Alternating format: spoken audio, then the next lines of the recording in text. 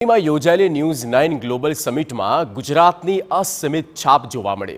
મુખ્યમંત્રી ભૂપેન્દ્રભાઈ પટેલે સમિટમાં વિશ્વભરના રોકાણકારોને ગુજરાતમાં વેપાર કરવા અને રોકાણ કરવા માટે આમંત્રણ આપ્યું। આ પ્રસંગે તેમણે રોકાણકારોને યાદ અપાવ્યું કે ગુજરાતમાં ફોર્ચ્યુન 500ની 100 કંપનીઓ પહેલેથી જ કામ કરી રહી છે।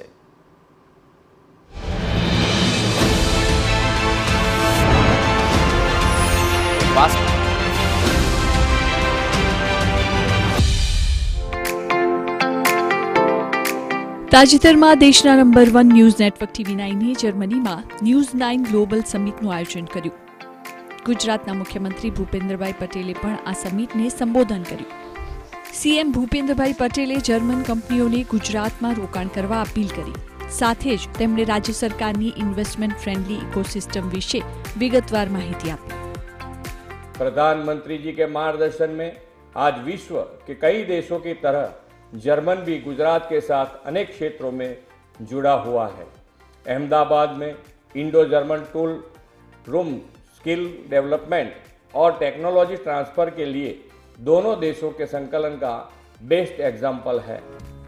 સીએમ ભૂપેન્દ્રભાઈ પટેલે સમિટમાં આવેલા રોકાણકારોને જણાવ્યું કે ગુજરાત સબકા સાથ, સબકા વિકાસ અને સબકા વિશ્વાસના મંત્ર સાથે આગળ વધી રહ્યું છે।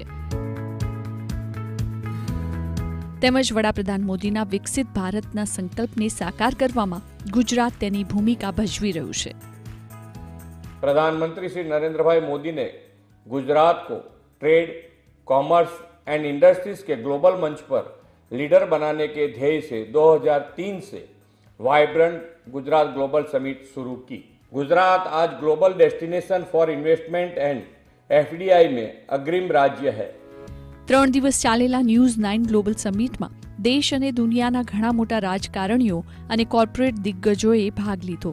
આ સમિટ ભારતને વૈશ્વિક પાવર હાઉસ બનાવવામાં મહત્વની ભૂમિકા ભજવશે।